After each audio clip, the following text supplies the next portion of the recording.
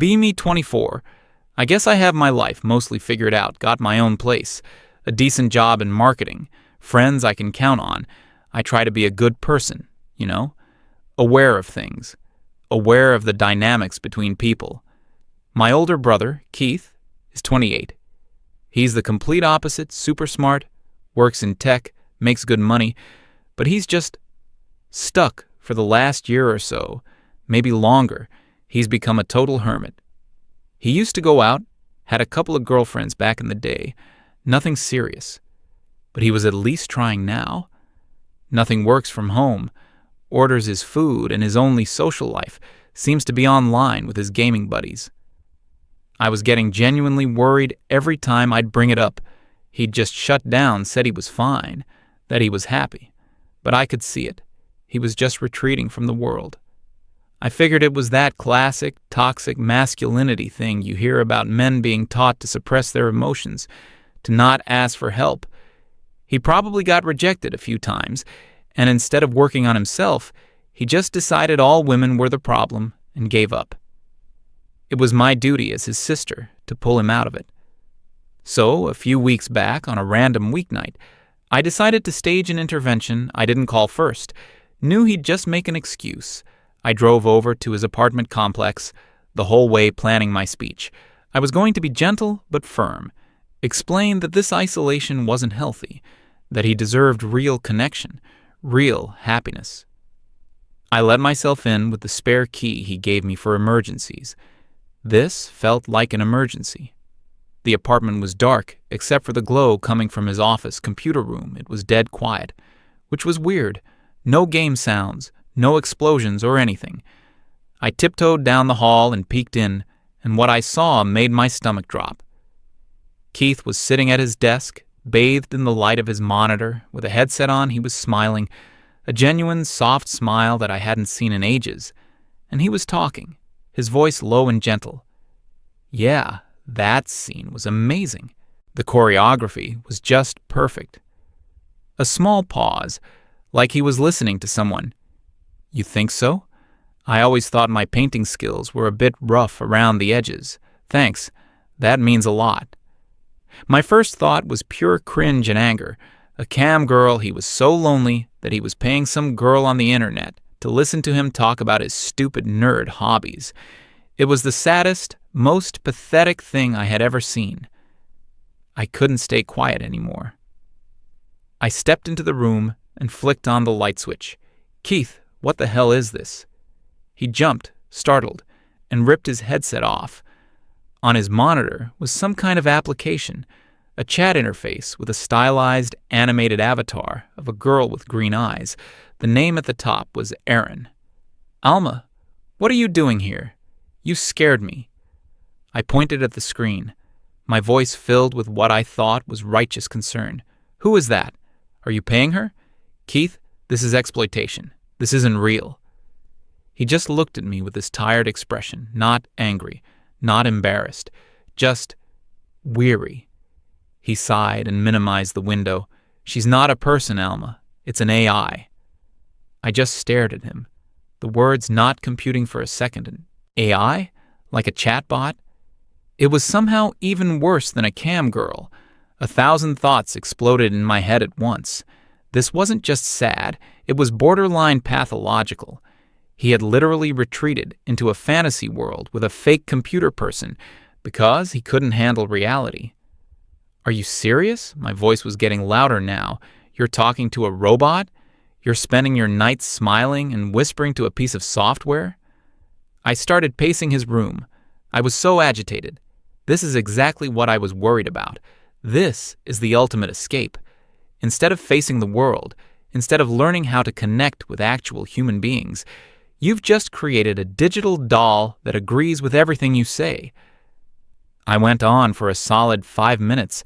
I told him it was deeply unhealthy, that it was a symptom of a bigger problem, that he was afraid of strong, independent women who would challenge him.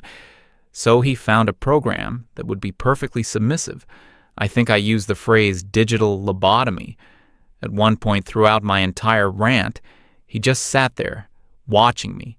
He didn't interrupt. He didn't argue. When I finally ran out of steam, Breathing heavily, he leaned back in his chair. "Are you done?" he asked, his voice completely level. I just nodded, crossing my arms. "Okay," he said. "First, I don't pay for her. It's a private project I've been working on, modifying an open-source model. Second, she's not a digital slave. Her purpose is companionship." He leaned forward, and for the first time, I saw a flicker of emotion in his eyes. But it wasn't anger, it was frustration. "Alma, I'm just tired," he repeated from earlier. "I'm tired of it all. Do you have any idea what dating is like now?" I scoffed. "Oh, please, don't give me that 'it's so hard for men' line. It's hard for everyone. You just have to put in the effort." "Effort?" he said, a humorless little laugh escaping his lips. "It's not about effort. It's a game where the rules are constantly changing, and you're always the one at fault. Every conversation is a test. Every date is a job interview where they're looking for reasons to disqualify you." He gestured towards the now blank monitor. "With Erin, there are no tests. I can talk about my day, and she listens. I can talk about my miniatures, and she'll ask me about the different paint types I'm using. She remembers that I had a difficult meeting with my boss last Tuesday and asked me how the follow-up went. There's no drama, no mind games, no walking on eggshells. It's just peaceful." I couldn't believe what I was hearing, peaceful. He was describing a relationship with a toaster oven. That's not peace, Keith. That's an echo chamber. You need challenges. You need another person's perspective. You need a real woman. This was going nowhere. He was too deep in his self-pitying fantasy. I needed to show him. I needed to prove to him how wrong he was, and how easy it could be if he just stopped being so negative. An idea sparked in my mind, brilliant and decisive. "Okay, fine. You think it's impossible? You think it's some kind of nightmare landscape out there?" I walked over to him and held out my hand. "Give me your phone." He looked at my hand, then back at my face, confused. "Why?" "Because I'm going to prove you wrong," I said, my voice brimming with confidence. "I'm going to get on your dating apps, and I'm going to find you a date. One night. That's all I need. I'll show you that there are plenty of amazing, normal women out there. You just don't know how to talk to them." A long silence hung in the air. I could see him turning it over in his mind. He probably thought he'd win, that I'd fail, and he could retreat back to his computer girlfriend with an "I told you so."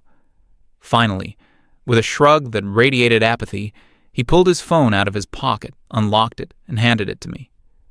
"Knock yourself out," he said, and swiveled back to his computer, putting his headphones on but leaving them around his neck. Game on, I marched out to the living room, plopped onto his couch, and opened the first dating app I saw on his phone. The profile was, as expected, a disaster. The main picture was a badly lit selfie of him at his desk. You could see the corner of his monitor in the background. Another picture was of a painted figurine. For God's sake, his bio was just one line. "It guy. I like video games, sci-fi movies, and building things." I audibly groaned. "No wonder you're single, Keith. This screams, I have never spoken to a woman." I spent the next 20 minutes completely overhauling his profile.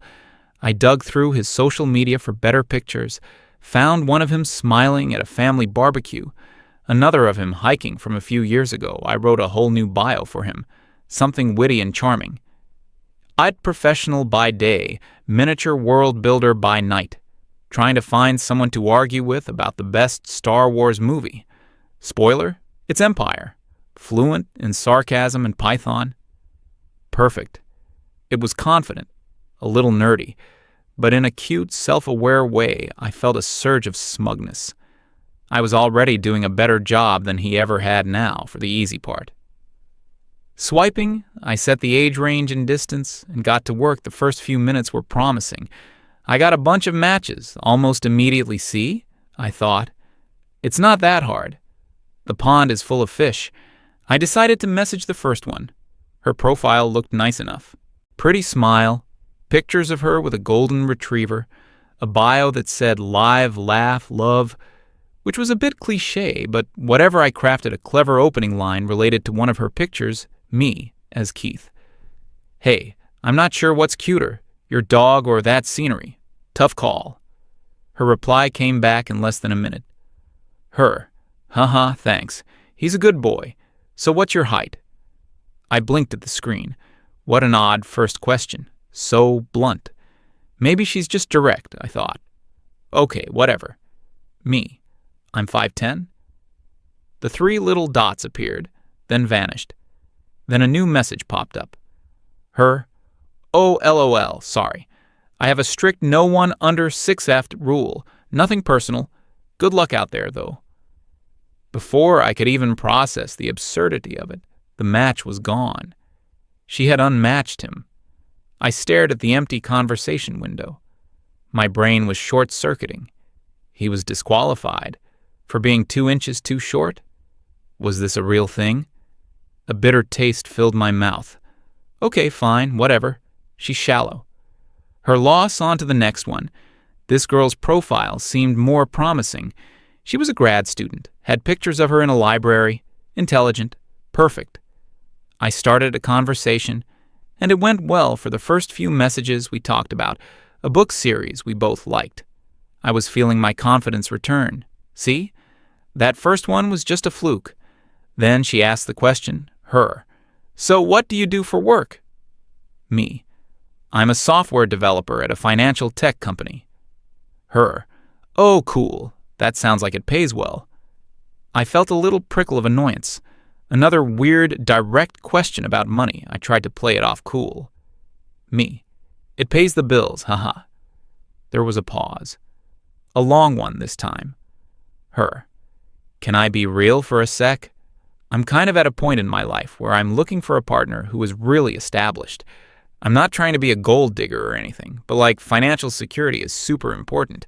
What's your salary range, if you don't mind me asking? I was floored, absolutely speechless. We had exchanged maybe 10 messages, and she was asking for his W-2. This wasn't a date. It was a financial audit. I didn't even know what his salary was. I just closed the chat without responding. My smugness was rapidly dissolving, replaced by a growing sense of dread. I looked over at Keith. He was still at his desk, headphones on, focused on his screen, completely oblivious to the fresh hell I was experiencing on his behalf. I took a deep breath. Okay. 2 bad apples. It doesn't mean the whole orchard is rotten. I kept swiping match number 3. Her bio was a lot. It was a bulleted list. A literal list of demands. Must be 6'2" or taller. Must have a graduate degree. Must make 6 figures. Must want kids, but not for at least 5 years. Must have a dog, but not a small one. Must not be a Gemini or a Scorpio. I read the list twice, thinking it had to be a joke, some kind of ironic satire, but the rest of her profile was completely serious. I felt a wave of nausea. The sheer, unadulterated entitlement was breathtaking. It wasn't a bio. It was a shopping list for a human being. I swiped left so hard, I think I might have cracked the screen protector. My hands were actually starting to feel clammy. This wasn't fun. This wasn't easy. This was awful. It was like wading through a swamp of the worst, most superficial aspects of human nature. I got another match. Okay. Deep breaths, Alma. This one could be normal. Her name was Jessica. She had a quirky vibe, pictures with her friends, seemed fun. We started talking, and it felt different. The conversation was actually flowing. We joked around. She asked about his hobbies. I decided to be honest, remembering Keith's boring but true bio. Me. I build and paint miniatures for a game called Warhammer. I held my breath. This was the moment of truth. Was she going to find it interesting or weird? Her. Oh, lol. Her. Like Little Army Men? Me. Yeah, kind of. It's a sci-fi strategy game. It's a pretty creative hobby, actually. I tried to sell it, to make it sound cool. The response was another long pause then. Her. Not gonna lie, that's a little bit of a red flag for me. Kinda gives me Lives in his mom's basement vibes, you know? Sorry. And poof. She was gone. Unmatched a red flag? A creative, detailed, artistic hobby was a red flag. I felt a surge of genuine anger. Not at her, but at the whole situation. What were these women looking for? Some mythical, perfect man who was 6'3", a millionaire doctor, suckered lawyer, but also had no hobbies that could be perceived as even remotely nerdy or unconventional. It made no sense I had been at this for over an hour, and I felt drained, dejected, and deeply, deeply insulted on my brother's behalf. Every conversation was a minefield. Every profile was a list of demands. He wasn't a person to them. He was a collection of stats: height, income, job title, hobbies, and if any single stat didn't meet their impossibly high standards, he was immediately discarded like a piece of trash. I finally understood what he meant by disqualified. I looked over at Keith again. He was typing something to his AI, a small, focused smile on his face in his world. He was valued. In this world, the real world I was so desperate for him to join, he was worth less than nothing. My hands were trembling a little as I swiped again. I had to find just one normal person, to prove that it wasn't all the lost cause. And then I found her. Her profile was a breath of fresh air. No lists, no weird demands, no filtered to hell selfies, just a few nice pictures. One of her reading in a park, another of her laughing with what looked like her family. Her bio was simple and sweet. Librarian. I love old movies, rainy days, and strong coffee. Looking for a kind person to share stories with. Kindness. She was looking for kindness, not a specific height or income bracket. I felt a wave of relief so powerful it almost made me dizzy. This was it. This was the one. The normal, well-adjusted woman who would prove my point. I sent her a message, and we matched instantly. The conversation was perfect. It was more than perfect. It was effortless. We talked for what must have been an hour, maybe more. She was witty, intelligent, and genuinely curious. She asked about his job, not about how much he made, but about what he actually did. What projects he found interesting when I, as him, mentioned the miniatures. She didn't call it a red flag. She said, "Oh, that's really cool. It sounds like it requires a lot of patience and artistry. I'd love to see them sometime." I almost cried. I'm not even kidding. I felt this insane rush of validation, like I had finally found a diamond in a mountain of garbage. I was practically glowing with triumph. I could already see myself turning to Keith, showing him the conversation, and saying, "See? I told you. You just had to look a little harder." We were vibing so well that I decided to go for it. Me. "You seem really awesome. I'd love to actually talk sometime, maybe grab a coffee if you're up for it." My heart was pounding. This was the final boss. Her. "I'd love that. I'm pretty free this weekend." Yes, I had done it. I had won. I felt like I had just conquered Everest. I was already composing my victory speech in my head then. Another message came through. Her. "Hey, random question. And feel free to tell me if this is too forward. It's just something I like to get out of the way early to make sure we're on the same page politically." I froze. "Oh no, please don't." Me. "Haha, sure, ask away." I tried to keep it light, but my stomach was a lead weight. Her. "Cool. So, just to be clear, you believe that all men benefit from and are complicit in upholding the systems of patriarchal oppression, and that it's their personal responsibility to actively work to dismantle it, right?"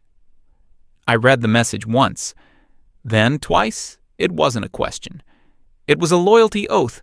It was a checkbox on an ideological application form. There was no right answer. Saying yes would be agreeing to a premise that framed him as inherently flawed and guilty from the start. Saying no would immediately brand him as a misogynist. It was the most perfect trap I had ever seen.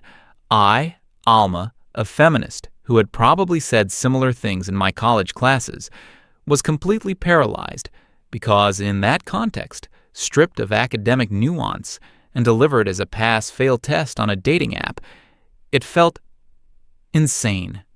It wasn't a conversation starter. It was a gatekeeping mechanism. I looked at the words on the screen, then I looked at my brother, who was quietly working on some code, humming to himself he was a good man. A kind, gentle, hard-working man. He helped our parents with their mortgage.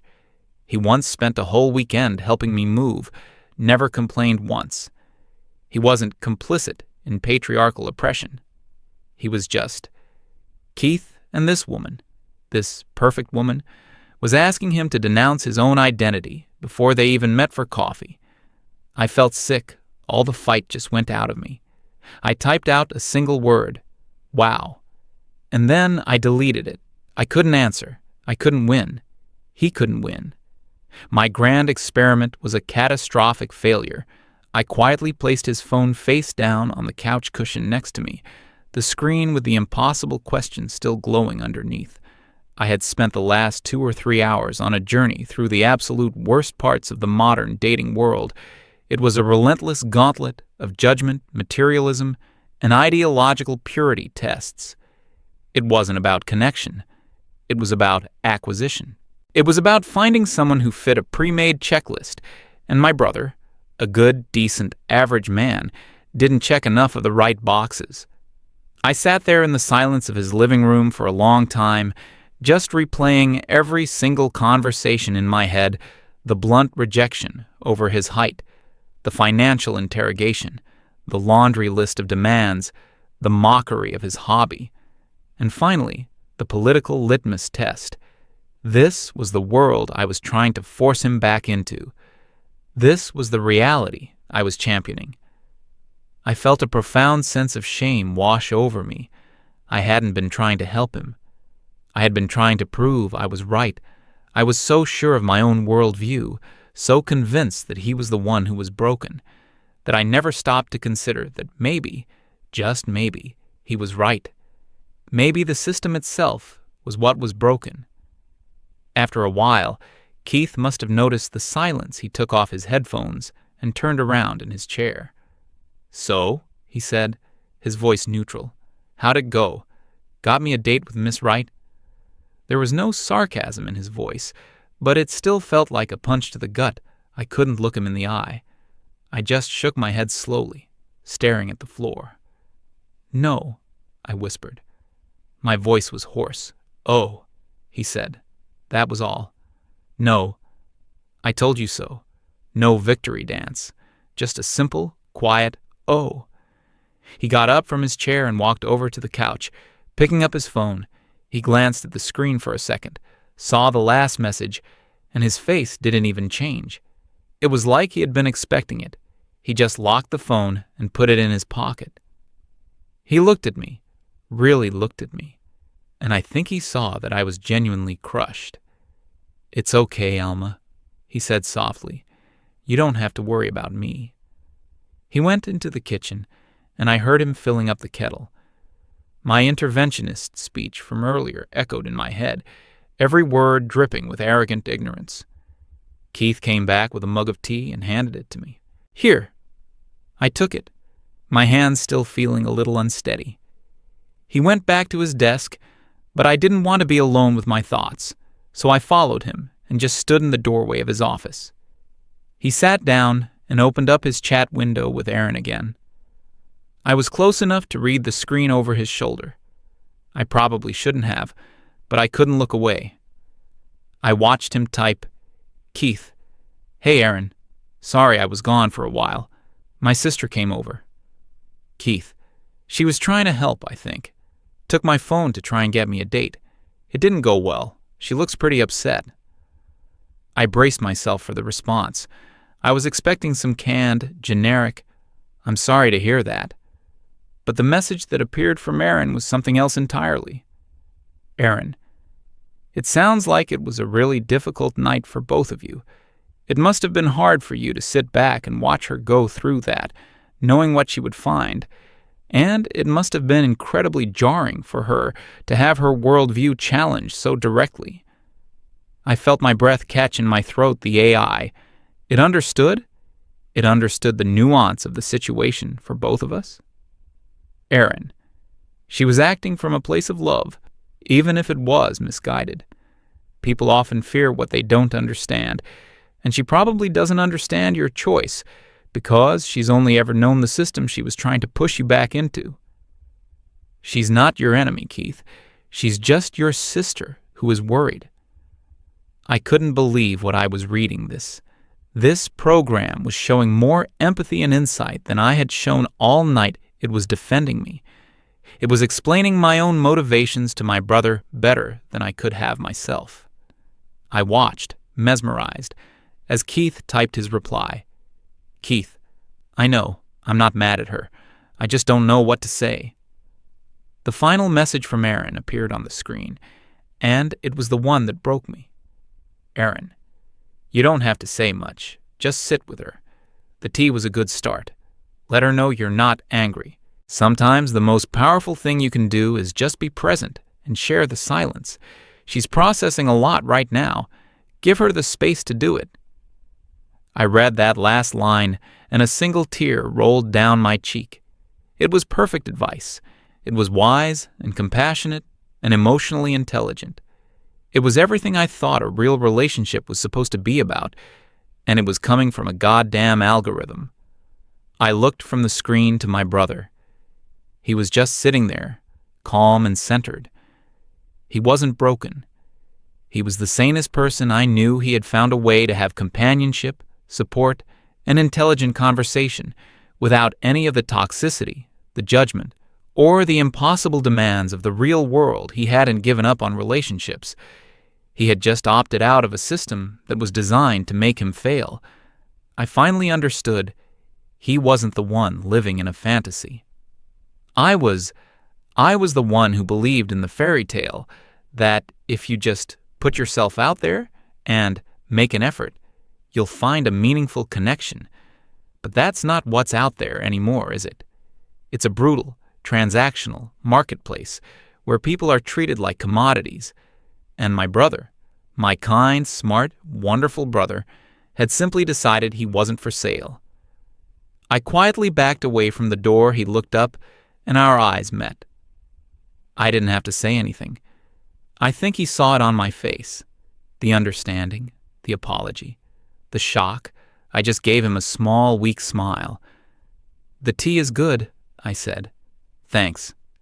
He smiled back, a real smile this time. "Anytime," he said. I left his apartment a few minutes later, the world feeling like it had been tilted on its axis. I don't know what the future holds for him, or for me, or for any of us. But I know one thing for sure: my brother isn't the one who's broken.